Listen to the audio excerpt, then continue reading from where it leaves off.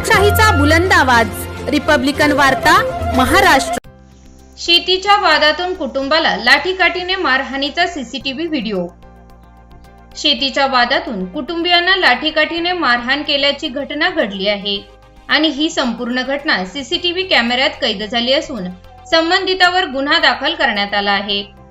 नाशिकच्या भगूर जवळील राहुरी ग्रामपंचायत हद्दीत राहणारे सुरेश रामचंद्र पानसरे यांच्या मालकीची शेती असून त्यांच्या बांधाला जवळच लागून राहुरी ग्रामपंचायतीचे उपसरपंच भाऊसाहेब आव्हाड यांची जमीन आहे।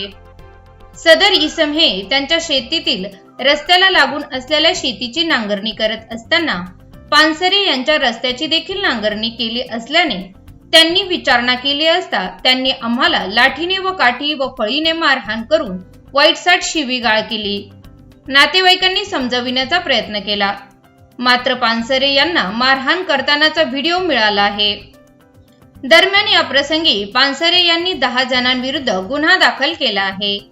या घटनेचा पुढील तपास देवळाली कॅम्प पोलीस ठाण्याचे वरिष्ठ पोलीस निरीक्षक संजय पिसे यांच्या मार्गदर्शनाखाली पोलीस उपनिरीक्षक प्रवीण देवरे हे करत आहेत। रिपब्लिकन वार्ता महाराष्ट्र न्यूज साठी विशेष प्रतिनिधी आनंद दाभाडे, नाशिक।